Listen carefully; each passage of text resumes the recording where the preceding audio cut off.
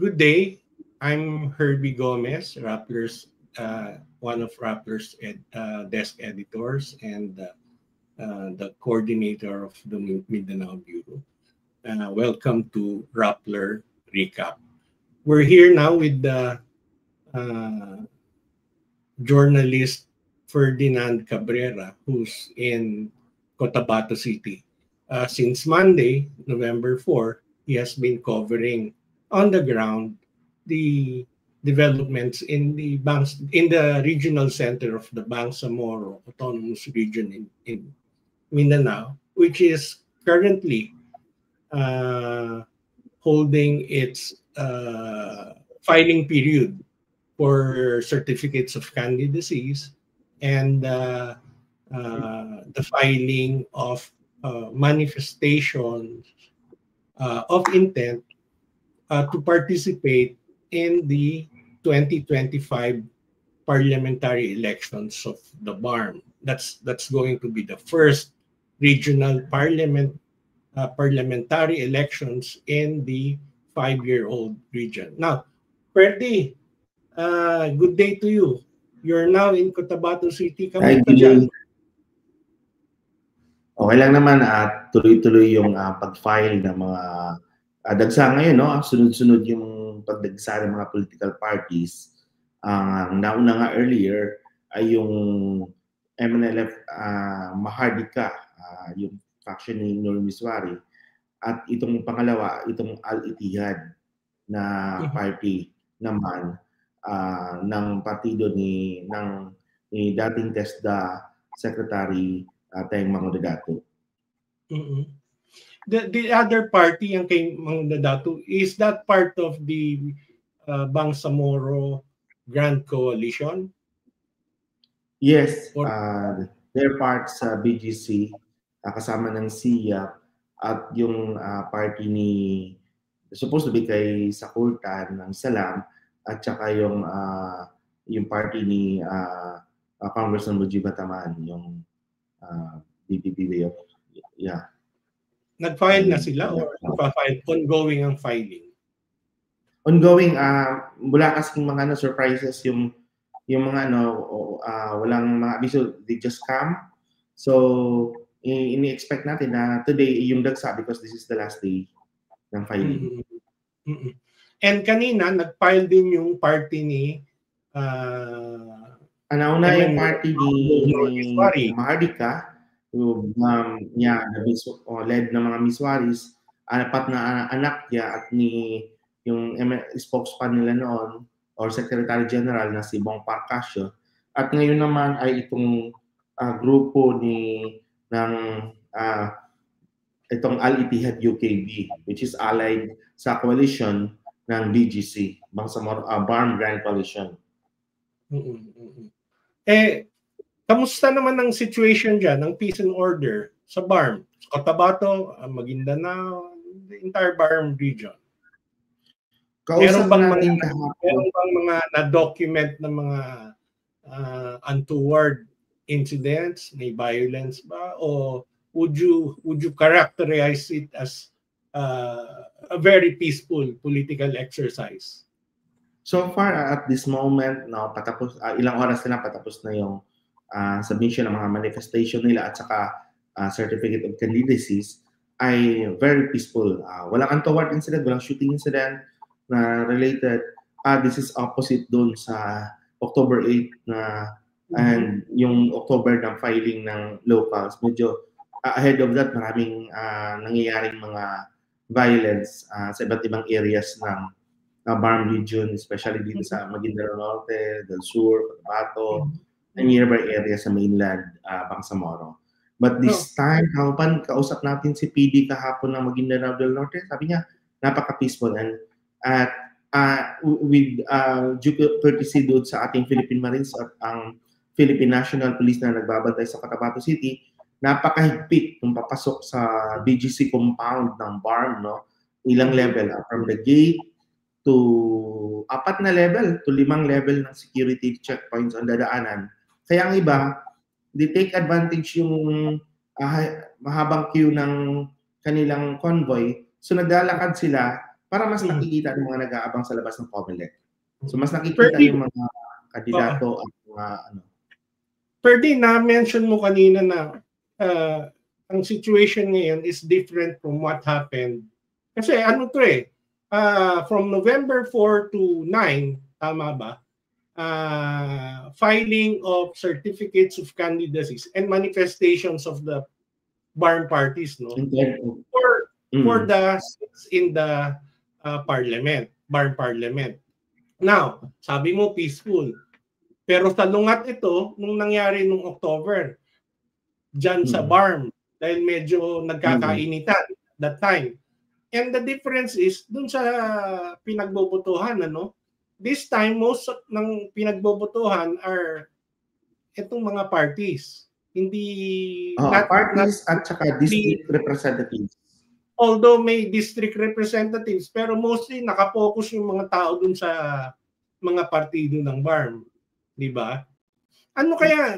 Explain mo sa amin yung difference ng October filing of COCs at saka yung November, ngayong this week. Anong difference niya? Isang factor ang tingin ko dahil mas kukonti lang naman itong manageable masyado itong parties. Halimbawa, 10 lang ang inaasahan mo within 6 days na parties at ilan lang ang district representatives. Tapos hiwa-hiwalay pa per provinces yung pag-file nila ng COC. So, konting-konti lang. Hindi tulad ng local election na design from governor down to councilors ay napakarami nun na inaabangan nyo at tinitingnan nyo na and mas maraming involved na mga supporters nila.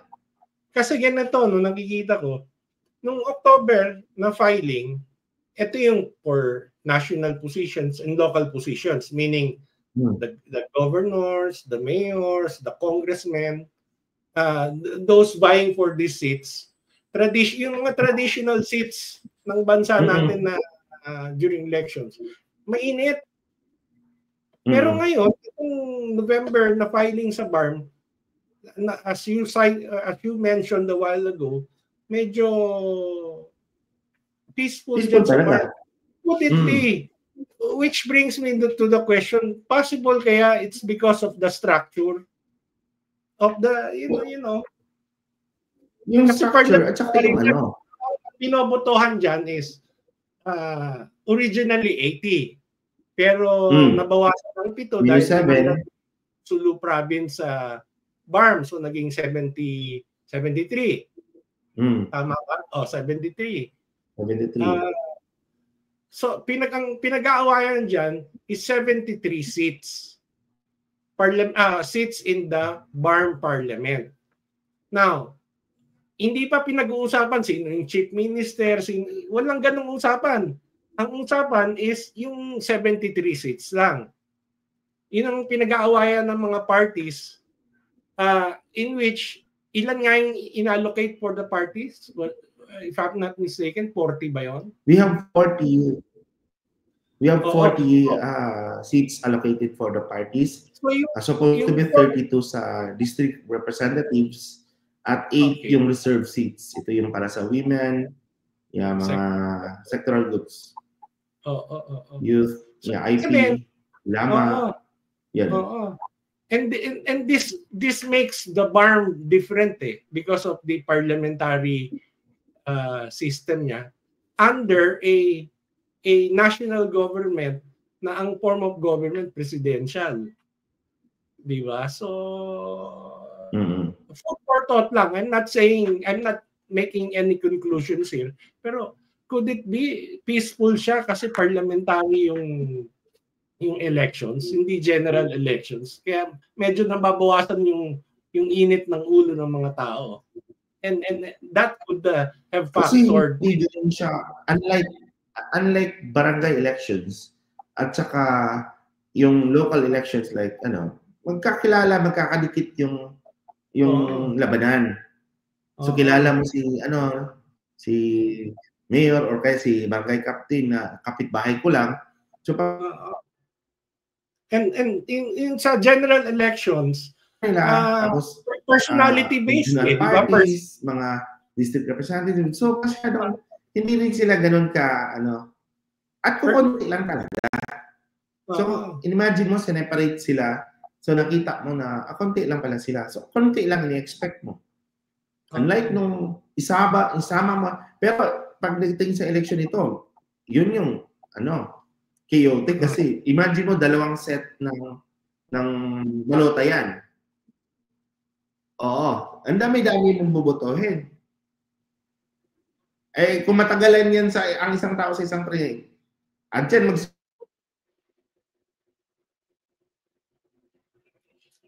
medyo nawala yung signal niya. But I think yung point na yung pino-point out namin is yung it could be na medyo hindi masyadong mainit, nagkakainitan yung mga tao dyan sa BARM because of the parliamentary setup. Kasi until the parties filed their certificates of their manifestations to participate in next year's elections, hindi alam. Basically, hindi natin alam kung sino yung mga interesado na umupo sa seats ng parliament. Unlike in nakasanayan nating elections na 1 year before the elections, may mga political materials na naka-post, nagkakantsawan na yung mga kaya mainit. But here, until the day they filed, hindi natin alam sino yung mga interesadong umupo dun sa parliament. And that could be the reason kung bakit medyo malamig ang ulo ng mga tao, hindi masyadong mainit. Maybe we can learn something. The entire country can learn something from BARM here sa pinakikita ng BARM ngayon. What are your thoughts on that? Yes. Perdi, matanong ko na rin, Perdi. Meron bang do you see leaflets or campaign materials being posted all over Cotabato, for example? See? For the party? Or so far, in fairness, wala talaga nakita. Ang nakikita namin ngayon yung mga aspiring senators. Nag-file na ng kanilang mga COCs. Sila lang yung nakikita namin. Di ba? Yung mga nagkakabit ng mga... Number one, hindi pa nga din sigurado kung sino. Halimbawa, ito nangyari ng Al-Ittihad UTV. Ang nangyari, ang president na ngayon, yung anak na ni dating TESDA Teng Mang Dadato, secretary. So anak niya na ang nag-president ngayon. So yung mga surprises na nakikita ko, nagbabago, nag-change anytime. Because nga, yun, nagsasabit pa kasi sila. Now, maiba ko, Perdi, kahapon, we did the United Bangsamoro Justice Party, and this is the party of the ruling Moro Islamic Liberation Front, meaning ito yung dominant force sa BARM government, sa Bangsamoro Transition Authority.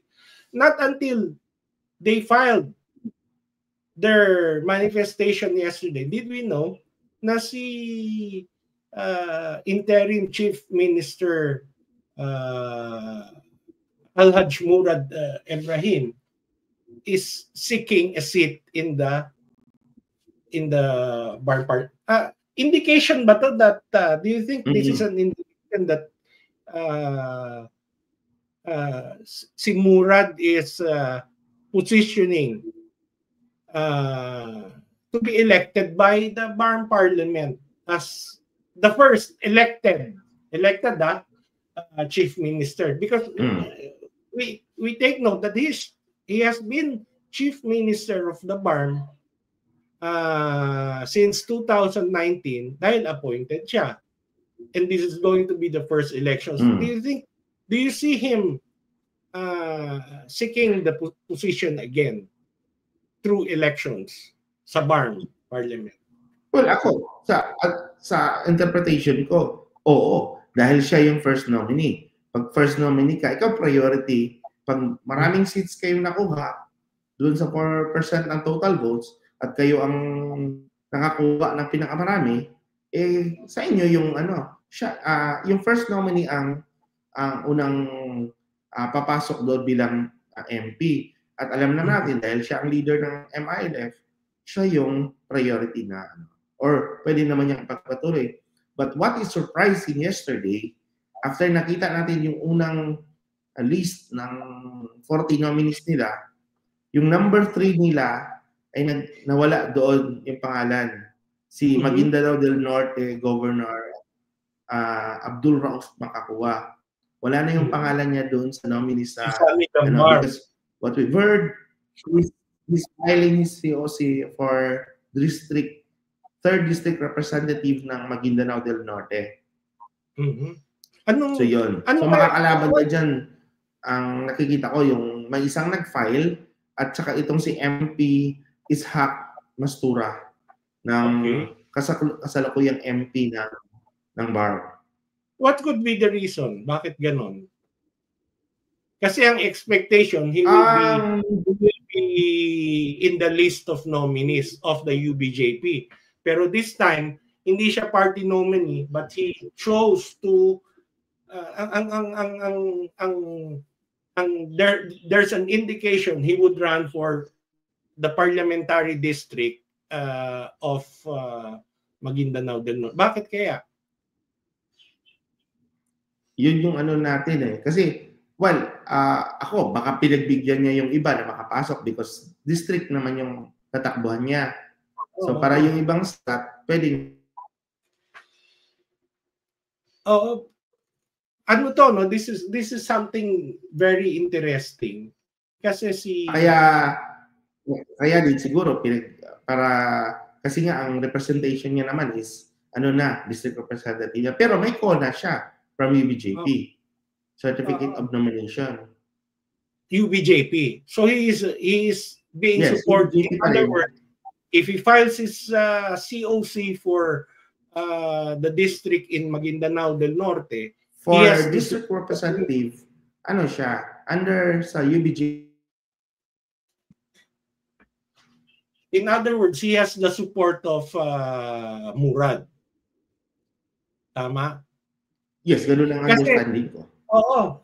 Kasi let me go back a bit, no. May rumors kasi no na siya ang ginugroom for the position of chief minister. Meron bang chismis lang ba 'yon o may there's a grain of truth in that? Well, hindi na, it's an open na yan dito sa BARM. Yung ginugroom talaga siya ng narinig naman yung sa isang audio record, sa meeting, at sa mga maraming statements na siya yung ginugroom nga ng Malacanang na ilagay, right? He has the backings of ni presidential assistant to the president, si Anton Lagdameo, ni South Cotabato Governor Tamayo ng partido ni President, itong Partido Federal, at ni Secretary Galvez ng OPAP. So, consistent naman yun na siya yung laging naririnig natin na may backings, Malacanang na siya ang gustong gawin. Pero dina-downplay yan every time tinatanong natin kay Gov. In fact, sa mga niya ngayon, kung ano man daw itong naging doon sa hearing, sinasabi niya, kung ano man daw yung mga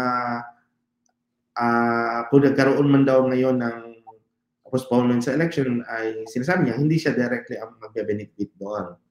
Which is, it has to be seen in the next days kung so, ano hindi rin natin alam mangyayaring susunod na kabanata. Hindi rin natin alam, baka may usapan na sila ni Chief Minister Murad or anong arrangement nila or di ba? Pero it looks like they're okay. Di ba? Pero page nila ginanong yan eh. Pero hindi nila ina-open sa media yun. Oo. They look okay. Dinadownplay nila yung pinayaw. Mukha namang nagkakaindin, wala namang away, no? You don't see signs na medyo may rift sila or walang ganon. Obviously, wala siya kahapon dun sa filing. Pag-file ng manifestation. Maraming nag-i-interpret na dahil nga siguro ginugroom na nga siya ng Malacanang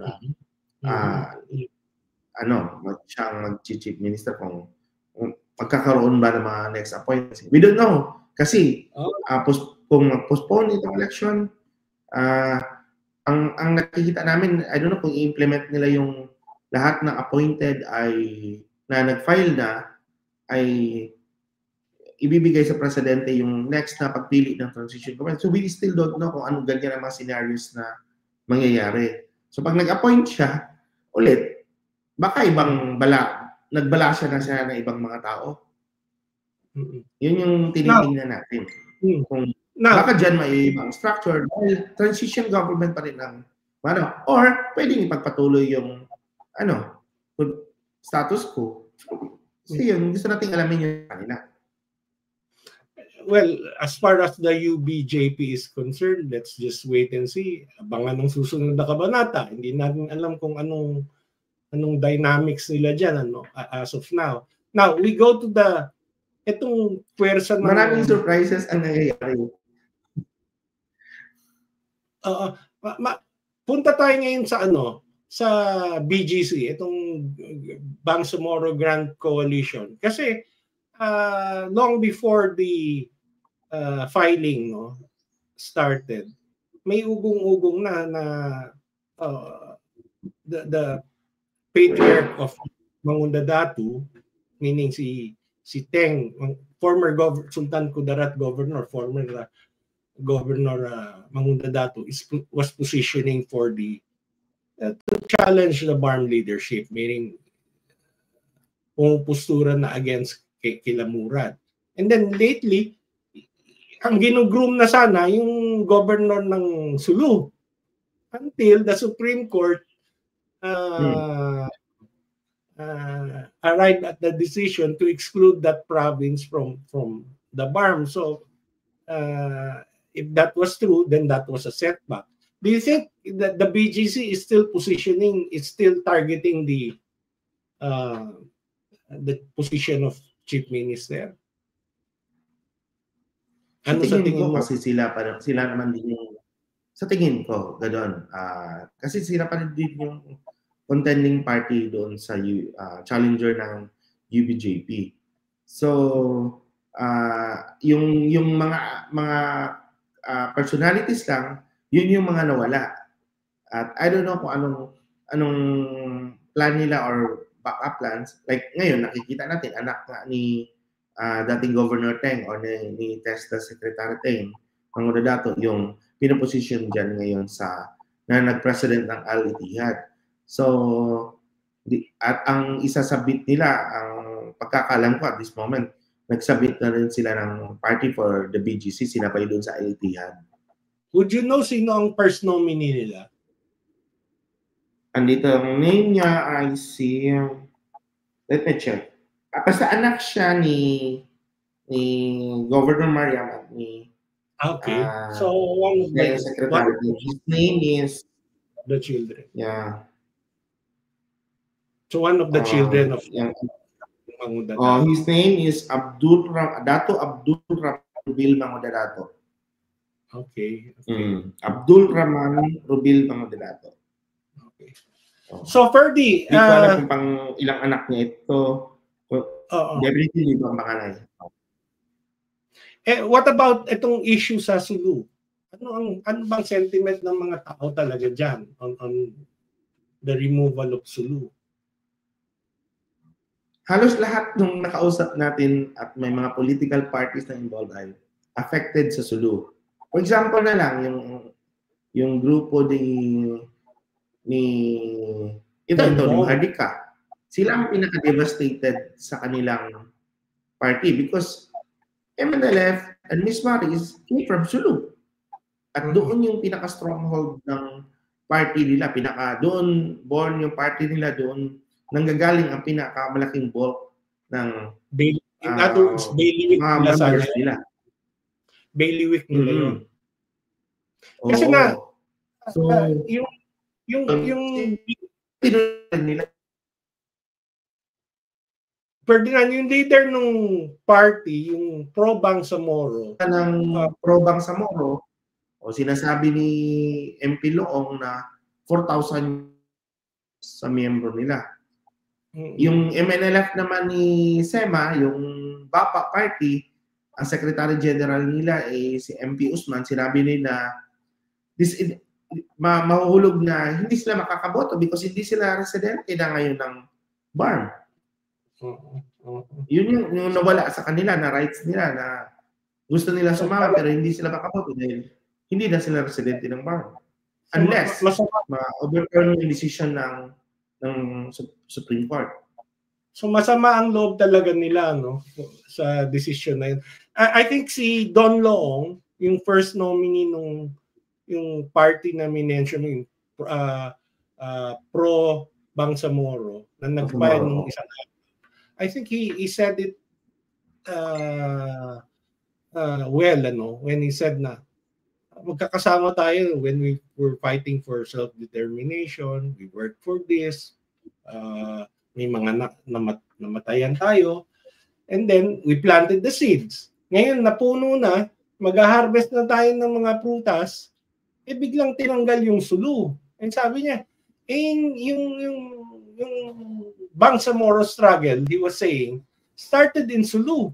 And it's ironic na yung Sulu tinanggal ngayon sa BARM. And the reason for that, I understand. Kasi in 2019, and this was explained to me by the spokesman of BARM, in 2019, ang Sulu, 54% of the electorate in Sulu province voted against the ratification of the Bangsamoro Organic Law. The law which created what is now BARM. Now, ang explanation niya is, ang understanding kasi at that time was that the ARM, meaning the autonomous region in Muslim Mindanao, wala na yun ngayon. It was replaced by the BARM. But the understanding at the time was that ARM will vote as one, meaning as a block. So even if ang Sulu did not vote for it, for the ratification, ang argument at that time was kasama pa rin ng Sulu because kasama siya at that time sa autonomous region. So this is very interesting. I don't know how the Supreme Court would understand 5 ang motions for reconsideration, partial reconsideration that were submitted to the Supreme Court. Tingnan natin, let's wait and see kung ano yung merits, how the Supreme Court would... Hindi lang dahil sa result ng plebisito na nag-result na natalo nga yung yes to BOL sa Sulu at yun ang naging grounds ng petition. So, ito na ngayon yung at hindi nga na-withdraw yung 5 years, nag-take effect, at ito yung ito yung naging kinalabasan niya, yung impact ng decision na yun. Now, Ferdy, anong expectation natin between now and closing time? Mamaya, just a few hours from now, magsasara na yung COMELEC. Ano pang nakikita mo? Meron pa bang magpa-file aside from... Marami pa. Ang inaasahan ko yung mga magwi-withdraw, magsa-substitute.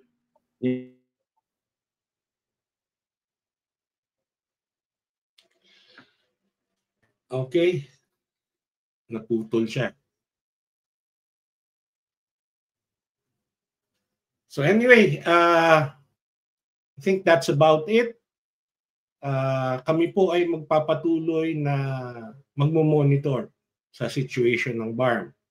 Just a few hours from now, magsasara na yung COMELEC at mag-e-end na yung week-long filing of COCs and manifestation of the parties to manifestation of intent to participate in next year's elections. Let's just hope for the best that so far we're maganda naman ng sitwasyon, walang violence, election-related violence, hindi nagkakainitan, and we hope na until closing time, mapanatili ang peace and order in the Bangsamoro region. So this is all for now. I'm Herbie Gomez. Thank you all.